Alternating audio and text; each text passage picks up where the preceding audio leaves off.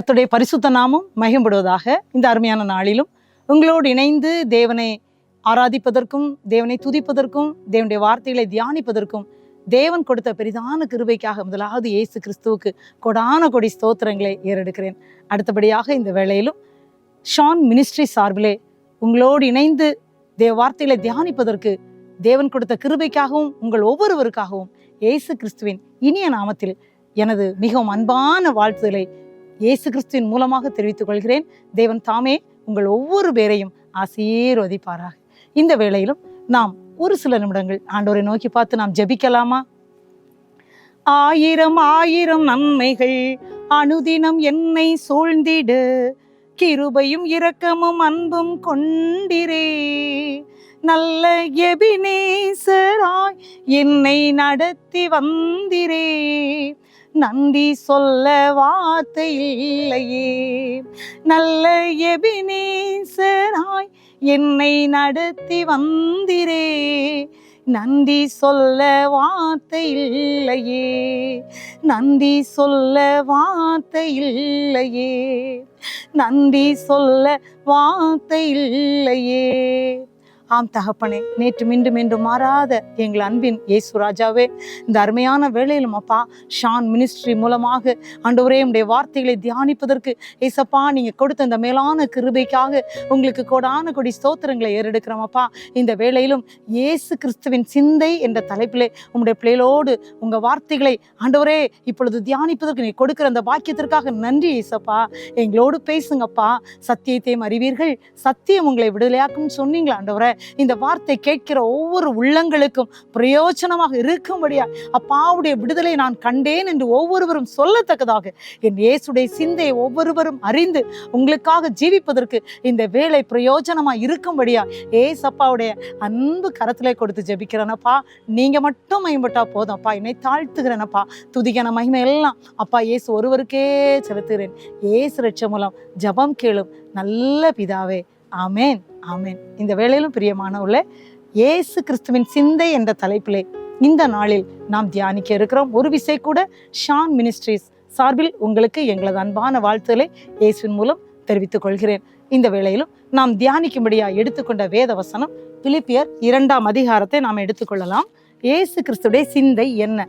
ஏன்னா இயேசு ரொம்ப நல்லவர். இயேசு இந்த பூமியில எதுக்கு வந்தார் தெரியுமா? நம்மை நேசித்து நம்மை மீட்பதற்காக வந்தார்.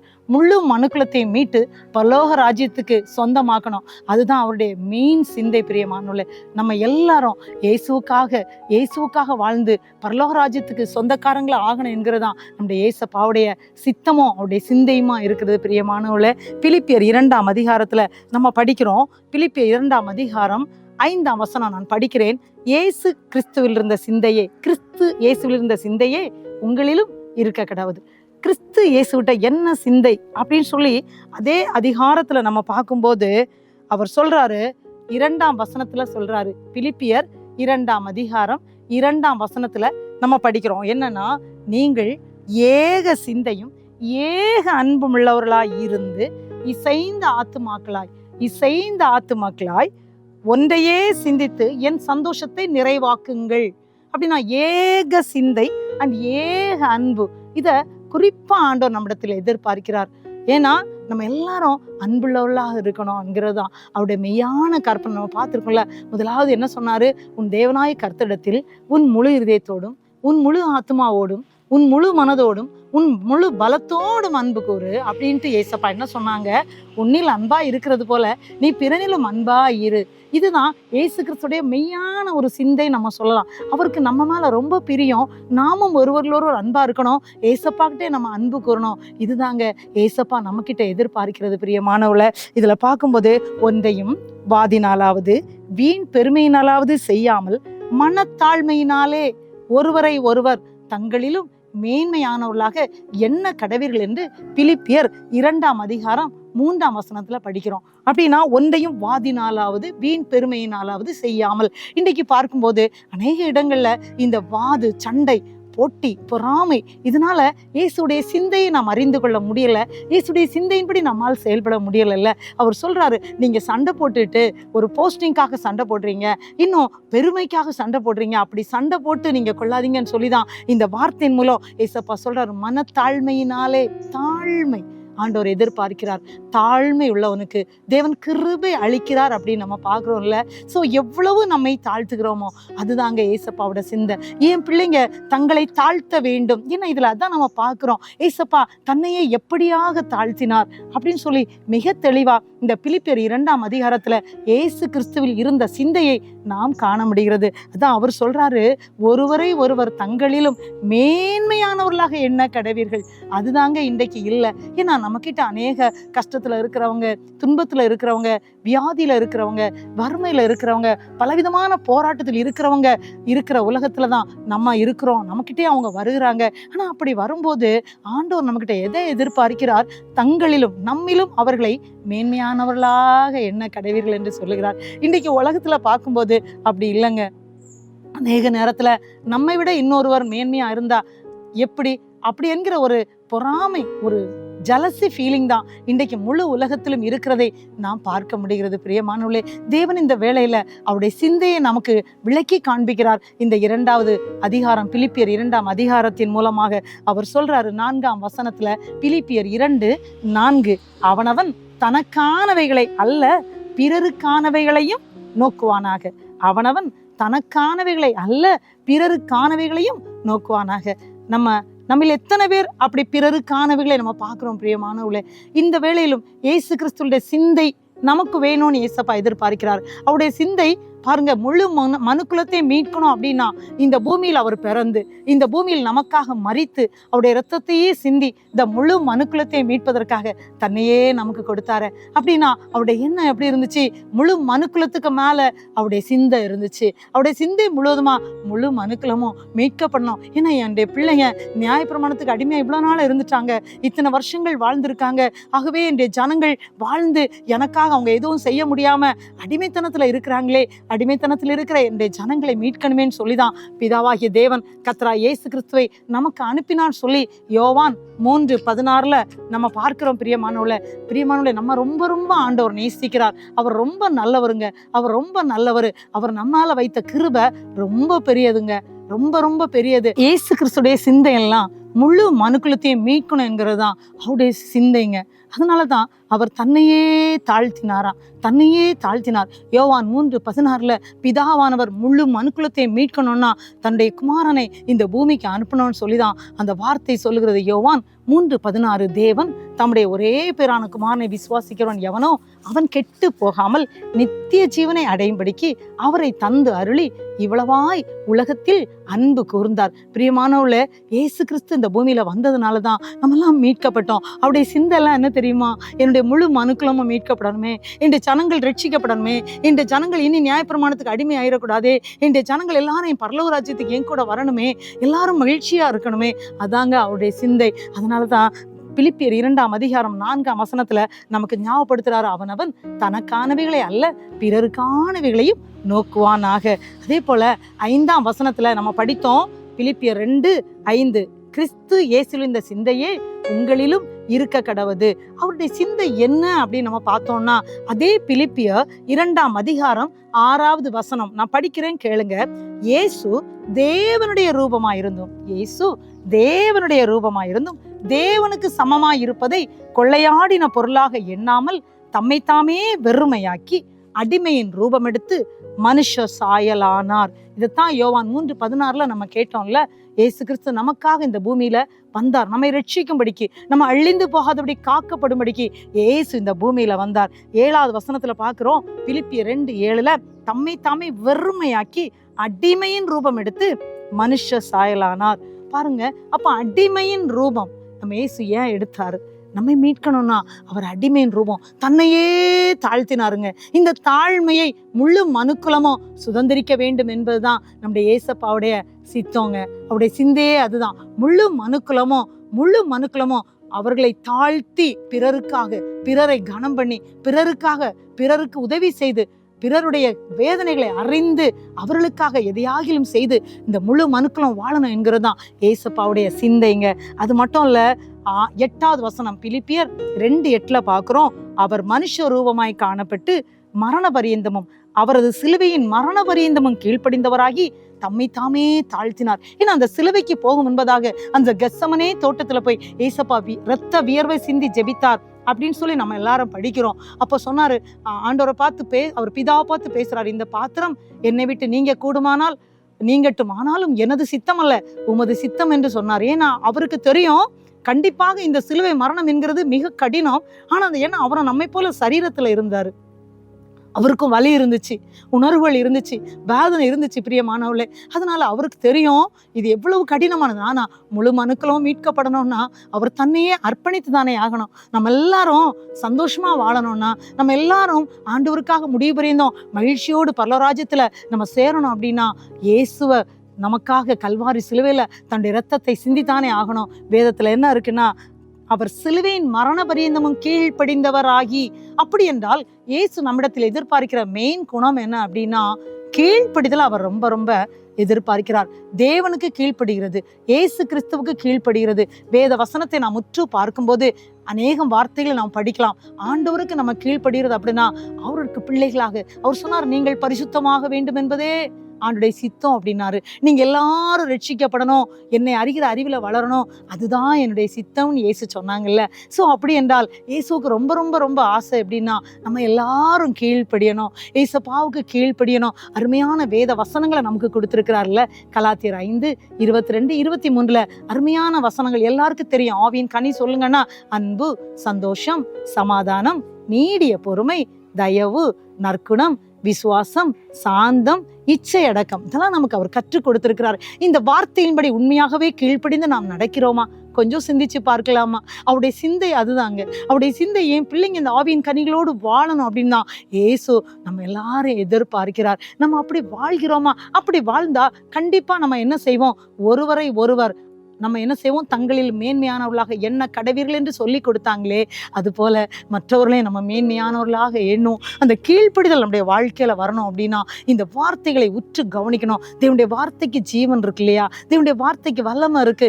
இந்த வார்த்தைகளை நாம் அப்படியே உட்கொள்ளணும். எரேமியா போல இந்த வார்த்தையின்படி நாம் நடக்கணும், இந்த வார்த்தைக்கு நம்ம கீழ்ப்படியணும். பிரியமானவர்களே, இந்த வார்த்தை நம்மிடத்துல வரும்போது நம்ம அறியாமலே நமக்கு தாழ்மையை தேவன் சுதந்திரிக்க வைப்பார். பாருங்க, இயேசு கிறிஸ்து நமக்காக முழு மனுக்குலத்தை மீட்கும்படியா அவர் தன்னையே தாழ்த்தினார். அது கீழ்ப்படிந்தவராகி சிலுவையின் மரண பரியந்தமும் தன்னை தாழ்த்தினார் என்று இந்த வேத வசனத்திலே பார்க்கிறோம்ல. இப்படிப்பட்ட ராஜாதி ராஜா அவர் பாத்தீங்களா, எவ்வளவு பெரியவர்ல. அவர் தேவனுடைய குமாரன், அவர் சொல்லாகும், அவர் கட்டளையிட நிற்கும். அவருடைய வார்த்தைக்கு வல்லமை இருக்கு, வல்லமை உள்ளவருங்க. அப்படிப்பட்ட வல்லமை உள்ளவர் தன்னையே தாழ்த்தினார். அப்படிப்பட்ட வல்லமை உள்ளவர் தன்னையே தாழ்த்தினார். நம்மகிட்ட தேவன் எதிர்பார்க்கிறது தாழ்மை. ஏன்னா அவர் சொன்னார்ல, தன்னைத்தான் தாழ்த்துகிறவன் எவனும் உயர்த்தப்படுவான், தன்னைத்தான் உயர்த்துகிறவன் எவனும் தாழ்த்தப்படுவான். ஆனா இன்றைக்கு நம்ம பார்க்குறோம்ல, எல்லா சமுதாயங்களிலும் நம்ம இருக்கிற இடங்கள்ல, அது திருச்சபையானாலும் சரி, எந்த இடமானாலும் சரி, அந்த தாழ்மை என்கிறத இன்றைக்கு நம்முடைய வாழ்க்கையில கடைபிடிக்கவே முடியலைல்ல. கீழ்ப்பிடிதலையும் நம்மால் கடைபிடிக்க முடியலைல்ல. அப்ப இயேசுடைய சிந்தை எப்படிங்க நம்ம வாழ்க்கையில வரும்? கொஞ்சம் நம்ம சிந்திச்சு பார்க்கலாமா? அப்படியாக வேத வசனத்துல நம்ம படிக்கும் போது இன்னும் அதுல என்ன சொல்றாரு, அதனால தேவன் அவரை எப்படி உயர்த்தினார் என்று பார்க்கிறோம். இன்னைக்கு அநேகருடைய வாழ்க்கையில என்னுடைய வாழ்க்கையில உயர்வே இல்லையே, என்னுடைய வாழ்க்கையில உயர்வு வருமா வராதா, நான் எத்தனையோ நாட்களாக வேலை இல்லாமல் கஷ்டப்பட்டு கொண்டிருக்கிறேனே, நான் எத்தனையோ நாட்களாக வேதனையில, தாழ்மையில, துன்பத்துல, துயரத்துல இருக்கிறேனே, என்னுடைய வாழ்க்கையில ஒரு உயர்வும் வராதா என்று சொல்லி ஒருவேளை இதை கேட்டுக்கொண்டிருக்கின்ற தேவ பிள்ளைகளாகி நீங்கள் அங்கலாய்ப்போடு இருக்கலாம். ஆனா ஆண்டவர் சொல்றாரு, அவர் முழுதுமாக தன்னை அர்ப்பணித்து ஆண்டவருக்கு கீழ்ப்படிந்து, அது மட்டும் இல்ல, தன்னை முழுதுமாக தாழ்த்தினார். அவருக்கு கிடைக்கப்பட்ட பாக்கியம் என்ன? தேவனுக்கு சமம் என்கின்ற ஒரு பாக்கியம். தேவனுக்கு சமமா இருக்கிறதே அவர் கொள்ளையாடின பொருளாக எண்ணவில்லை. பிரியமானவர்கள், நம்ம கூட அநேக நேரங்கள்ல நமக்கு ஒரு உயர்வான பதவிகள், உயர்வான இடங்கள்ல தேவன் அமர்ந்திருக்க பண்ணும்போது தாழ்வில் இருக்கிறவங்களை பார்க்க முடியல. ஆனா ஆண்டவர் அப்படி அல்ல. அவர் தன்னையே தாழ்த்தினார். தாழ்த்தினது எதற்காக? முழு மனுக்குலத்தை மீட்பதற்காக. இது நமக்கு ஒரு பாடமாக அமைகின்றதல்லவா? அவர் சொல்லுகிறார், பிதாவாகிய தேவன் அதனால அவரை எல்லாவற்றிற்கும் மேலாக அவரை உயர்த்தி. பாருங்க, பிலிப்பியர் 2:9-10 மிக தெளிவா இருக்கு. இயேசு பாருங்க, இயேசுவின் நாமத்தில் வானோர் பூதலத்தோர் பூமியில் கீழானோருடைய முழங்கால் யாவும் முடங்கும்படிக்கு பிதாவாகிய தேவனுக்கு மகிமையாக இயேசு கிறிஸ்து கர்த்தர் என்று எல்லா நாவுகளும் அறிக்கை பண்ணும்படிக்கும் எல்லா நாமத்திற்கு மேலான நாமத்தை அவருக்கு தந்தருளினார் அப்படின்னு சொல்லி பாக்குறாங்க. அவருடைய சிந்தையின்படியே பாருங்க, அவருடைய சிந்தை என்ன? நாம் இயேசுவுக்கு கீழ்ப்படியணும். நாம் கீழ்ப்படுகிறோமா? கொஞ்சம் சிந்திச்சு பார்க்கலாமா? அவருடைய சிந்தை என்ன? நாம் அவர் எப்படி தன்னை தாழ்த்தினாரோ அதே போல நம்மை தாழ்த்தி இயேசுக்கு நம்மை அர்ப்பணிக்கணும். பிரியமானவர்களே, அப்படியாக செயல்பட்ட ஒரு மனிதரை குறித்து நாம் வேத வசனத்துல நம்ம பார்க்கிறோம். லூக்கா 10ஆம் அதிகாரத்துல ஒரு மனிதர் ஆண்டோட்ட போய் கேட்கிறாரு. அவர் கேட்கிறாரு, ஒரு நியாயசாஸ்திரி ஒருவன் அவரை சோதிக்கும்படி வருகிறாராம்.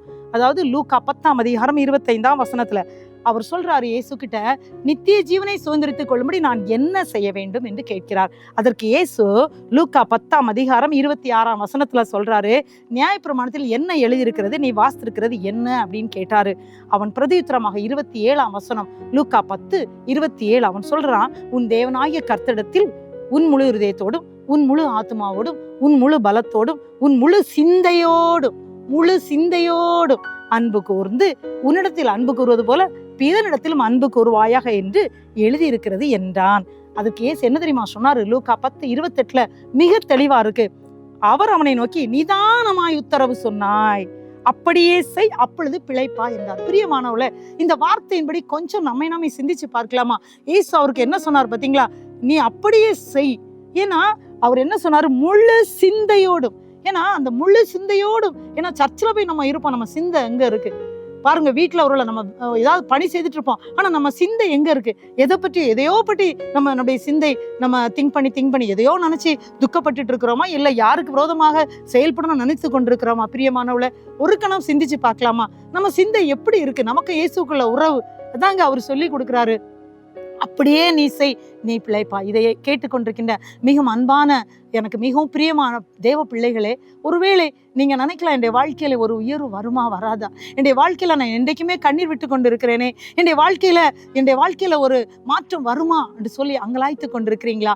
ஏசப்பா அருமையான அந்த வார்த்தை மூலம் உங்களோடு பேசுகிறார். ஏசு எப்படி கீழ்ப்படிந்து தன்னை தாழ்த்தினாரோ அதே போல நாம் கீழ்ப்படிந்து நம்மை தாழ்த்தும் போது அதோடு கூட அவரில் நம்ம முழு சிந்தையோடும் அன்பு கூறும்போது அவர் சொல்றாரு, அந்தபடியே நீ செய், நீ பிழைப்பான்னு சொல்றாரு. நாம் பிழைக்கத்தக்கதாக அருமையான வார்த்தைய ஆண்டவர் சொல்றாரு. அது மட்டும் இல்ல, அவர் அருமையான ஒரு காரியத்தை சொல்றாரு இயேசு பிரதியுத்தரமாக. ஏன்னா அதே லூக்கா 10ஆம் அதிகாரம் 29 நம்ம பார்க்கிறோம். அவன் தன்னை நீதிமான் என்று காண்பிக்க மனதாய் இயேசுவை நோக்கி, எனக்கு பிறன் யார் என்று கேட்கிறான். நீ போய் இதுபடி செய்ப்பா, நீ பிழைப்பான்னு சொன்ன பிறகு எனக்கு பிறன் யார் என்று கேட்டபோது இயேசு அவனுக்கு அருமையான ஒரு காரியத்தை விளக்கி கொடுக்கிறார். என்ன விளக்கி கொடுக்கிறார் அப்படின்னா, அதே லூக்கா 10ஆம் அதிகாரம் 30வது வசனத்துல என்ன இருக்கு? இயேசு பிரதியுத்தரமாக, ஒரு மனுஷன் எருசலேமிலிருந்து எரிகோக்கு போறாராம். போகும்போது கள்ளர் கையில் அகப்படுகிறார். அப்ப என்ன நடந்துச்சு? அவனுடைய வஸ்திரங்களை எல்லாம் முறிந்து கொண்டு அவனை காயப்படுத்தி அவனை குற்றுயிராக விட்டு போனார்கள் அப்படின்னு சொல்லி நம்ம லூக்கா 10:28 இருந்து அதே அதிகாரத்துல 37ஆம் வசனம் வரைக்கும் நம்ம படிக்கிறோம். எனக்கு பிறன் யார் என்று கேட்டபோது ஆண்டவர் சொல்லி கொடுக்கிறார். பாருங்க, ஆண்டோடைய சிந்தை எதுவாக இருந்தது என்று இந்த பகுதியில நம்ம பார்க்கலாம். பாருங்க, இப்போ அந்த மகன் கள்ளர் கையில் அகப்பட்டு அவன் குற்றுயிராக கிடக்கிறான். பாருங்க, அவன் குற்றுயிராக இருக்கும் போது என்ன நடந்துச்சு? 31வது வசனம் லூக்கா 10:31 தற்செயலாய் ஒரு ஆசாரியன் அந்த வழியாக வருகிறான். அந்த வழியாக வருகிறான். ஆனா அவன் தன்னை தாழ்த்த முடியவில்லை, ஆண்டவருக்கு கீழ்ப்படிய முடியவில்லை. ஆண்டுடைய சிந்தை அவருக்கு இல்ல, பக்கமா விலகி போயிட்டான். இன்னைக்கு நம்ம அப்படி பக்கமா விலகி போகிறோமா? பிரியமானவளே, எத்தனை பேர் நம்ம கிட்ட உதவி கேட்டு வந்திருப்பாங்க. எத்தனை நேரங்கள்ல நம்ம மற்றவர்களுக்கு ஏதோ ஒன்று செய்ய வேண்டும் என்று அவர்கள் எதிர்த்து பார்த்திருப்பாங்க. எத்தனை நேரங்கள்ல நாம் அவர்களை கனம் பண்ண வேண்டும் என்று பிறர் நமக்கு கிட்ட வந்திருப்பாங்க. ஆனா நம்ம பக்கமாய் விலகி போனோமா? பிரியமானவளே, கொஞ்சம் சிந்திச்சு பார்க்கலாம். இந்த ஆசாரியன் பக்கமாய் விலகி போனான். பிரியமானவளே, இரண்டாவது ஒரு நபர் வருகிறார். 32ஆம் வசனம் லூக்கா 10:32 அங்கே யார் வருகிறார்? ஒரு லேவியன் வருகிறார். பாருங்க, இந்த ஆசாரியன் சொன்னா உங்களுக்கே தெரியும், நம்ம வெளிப்படுத்தல பாக்குறோம், நம்ம ராஜாக்களும் ஆசாரியர்களுமா ஆக்கி இருக்கிறாராம். சோ ஆசாரியன் வரும்போது அதை செய்ய முடியல. அநேக நேரத்துல நம்ம எல்லாம் ராஜாக்களும் ஆசிரியர்களுமா இருக்கிறோம் என்பதையே மறந்து போகிறோம். இயேசு தன்னுடைய ரத்தத்தின் மூலம், அவருடைய விலையேற பெற்ற ரத்தம் மூலம் நம்மை மீட்டார். அவருடைய சிந்தை நாம் மீட்கப்படும் போது நாம் பிறருக்கு உதவியாக இருக்கணும். அவருடைய சிந்தை நமக்கு வேணும். நம்ம நம்மை தாழ்த்தணும், இயேசுக்கு கீழ்ப்படி என்கிறதானே அவருடைய சிந்தை. ஆனா பாருங்க, ஃபர்ஸ்ட் வந்து அந்த ஆசாரியன் பக்கமா விலகி போயிட்டாரு. இரண்டாவது நம்ம பார்க்கிறோம் 32ஆம் வசனம், லூக்கா 10:32 என்ன போட்டிருக்கு? ஒரு லேவியன் அந்த பகுதியில் வருகிறார். இப்போ அந்த லேவியனும் என்ன செய்யிட்டாராம்? அப்படியே பக்கமாய் விலகி போயிட்டார். எவ்வளவு வேதனை இல்ல? லேவியர்கள் யார்? கர்த்தருடைய வார்த்தையை போதிக்கிறவர்கள், கர்த்தருக்காக ஊழியம் செய்கிற தேவ பிள்ளைகள். அப்போ இன்றைக்கு எத்தனை ஊழியர்கள் என்று நம்ம போர்வை போர்த்தி கொண்டு ரட்சிக்கப்பட்டிருக்கிறோம், நானும் ஆண்டோடைய பிள்ளைதான் என்று சொல்லிக்கொண்டு நாமும் இப்படி பக்கமாக விலகி போகிறோமா? பிரியமானவர்களே, ஒரு கணம் நாம் நம்மை சிந்தித்து பார்க்கலாமா? இந்த லேவியன் பக்கமாக விலகி போய்விட்டான். தேவனுடைய சிந்தை எவ்வளவு வேதனைப்பட்டிருக்கோம். ஆண்டவர் நம்ம இந்த பூமியில அனுப்பினத நோக்கம் என்ன? மற்றவர்களை குறித்த சிந்தை, ஏழை எளியவர்களுக்கு உதவுற ஒரு சூழ்நிலைமை நமக்கு வரும் போது அவர்களை நாம கண்டுகொள்ளாம போனோம்னா எவ்வளவு வேதனையான காரியம். பிரியமானவளே, நம்மை நாமே சிந்திச்சு பார்க்கலாமா? இந்த பகுதியில அந்த லேவியன் பக்கமாக விலகி போய்விட்டான். நம்மை ஒரு கணம் சிந்திச்சு பார்ப்போம். எந்தெந்த இடத்துல நாம் பக்கமாக விலகி போனோம்? இயேசு கிறிஸ்து அவர் நினைக்கிற, அவர் எந்த வாழ்க்கையை நாம் வாழ வேண்டும் என்று அவர் நினைக்கிறாரோ அந்த வாழ்க்கையை விட்டுட்டு நம்ம எத்தனை முறை விலகி போயிருக்கிறோம்? எத்தனை முறை நம்மை பார்த்து தேவன் இப்படிப்பட்ட நிலைமைகளை உதவி செய்வதற்கு அவர் அனுப்பி இருப்பாரே, நாம் எத்தனை முறை விலகி போயிருக்கிறோம்? சிந்திச்சு பார்க்கலாமா? ஆனா மூன்றாவதாக ஒருவர் வருகிறாருங்க. 33ஆம் வசனம், லூக்கா 10:33 வாசிக்கும் போது அங்கே ஒரு சமாரியன் வருகிறான். ஏன்னா உங்களுக்கு தெரியும், அந்த நாட்கள் அந்த சமாரியர்களை யூதர்கள் ஒதுக்குனாங்கன்னு தெரியும். அந்த ஒதுக்கப்பட்ட, மனிதரால் புறக்கணிக்கப்பட்ட அந்த சமாரியன், இன்றைக்கு அநேகர் பார்த்தீங்கன்னா மனிதர்களால் ஒதுக்கப்பட்டவங்க தான். எந்த ஒரு உதவியும் இவனால நடக்காது, இவன் எல்லாராலும் ஒதுக்கப்பட்டவன் என்று ஒதுக்கி வைக்கப்பட்ட தேவ பிள்ளைகள் தான் இன்றைக்கு அநேகர் போய் அநேகருக்கு உதவி செய்கிறத மலைகளிலும் காடுகளிலும் கடந்து சென்று வறுமையில் இருக்கிறவர்களுக்கும், அப்படி அதாவது ஃப்ளட்டுனால கஷ்டப்பட்டவர்களுக்கும், இன்னும் காடு மேடுகளில் வாழ்ந்து கொண்டிருக்கின்ற ஏழை எளிய மக்களுக்கு உதவி செய்கின்ற அநேக தேவ பிள்ளைகள் இன்றைக்கு இருக்கிறார்கள். பிரியமானவர்களே, நம்மை ஒரு கணம் சிந்தித்து பார்க்கலாமா? ஒருவேளை நாம் ஒதுக்கப்பட்டவர்கள் போல இருக்கலாம். ஒருவேளை சமுதாயத்துல, வீட்டுல, இல்ல நம்ம வெளியில, நாம் போற இடங்கள்ல, பணி செய்யற இடங்கள்ல, திருச்சபையில, ஒருவேளை நாம் ஆராதிக்கிற இடத்துல நாம் ஒதுக்கப்பட்ட நிலைமை போன்று வாழ்ந்து கொண்டிருக்கலாம். ஒருவேளை வீட்டுல கூட நீங்கள் அந்த சூழ்நிலையில இருக்கலாம். பிரியமானவர்களே, வேதனையில, துன்பத்துல, பண பிரச்சனையில, வேலை இல்லாத திண்டாட்டத்துல, இல்ல வியாதியில ஒருவேளை நீங்க அப்படி இருக்கிறீங்களா? ஆனா ஆண்டவர் எந்த சூழ்நிலைமையில இருந்தாலும் பாருங்க, இந்த சமாரியன் என்ன பண்ணுகிறார்? அதை நாம் செய்ய வேண்டும் என்பதுதான் இயேசு கிறிஸ்துவின் சிந்தை. பிரியமானவர்களே, அவர் என்ன செய்தார்?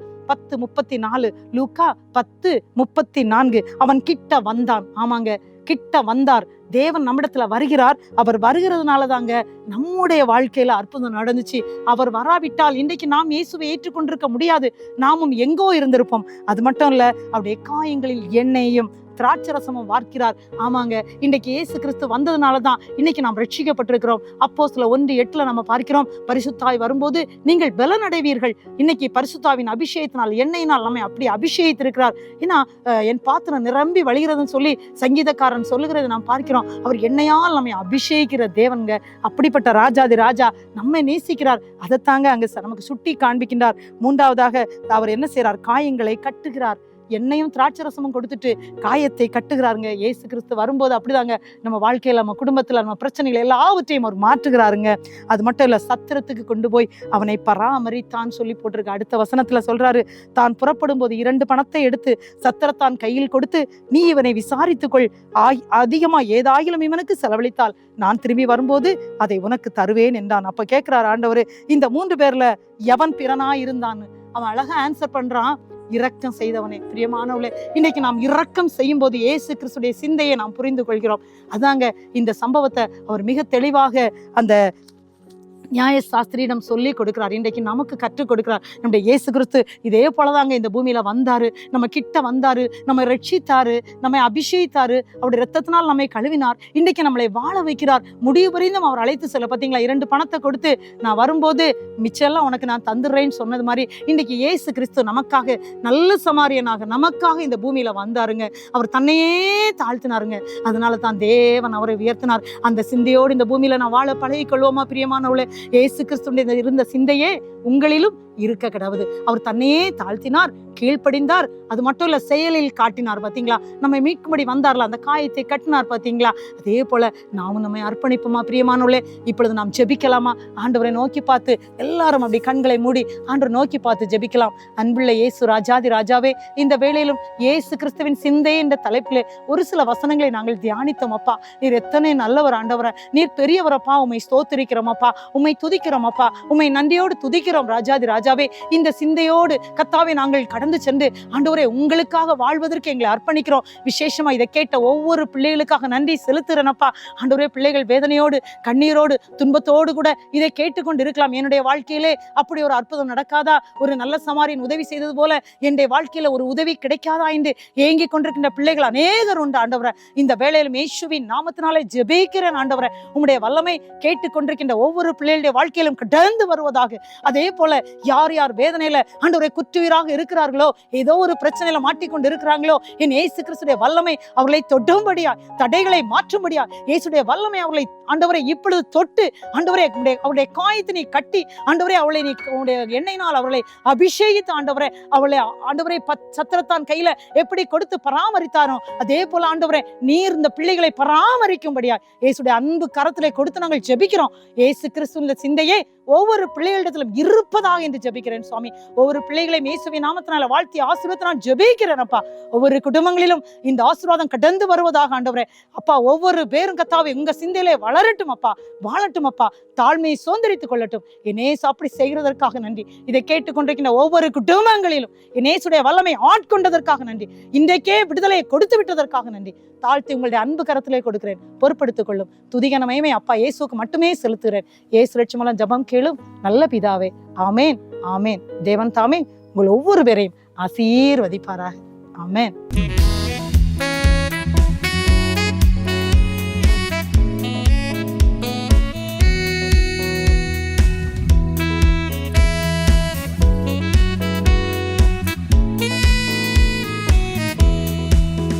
என்னை நேசிக்கின்றாயா, என்னை நேசிக்கின்றாயா.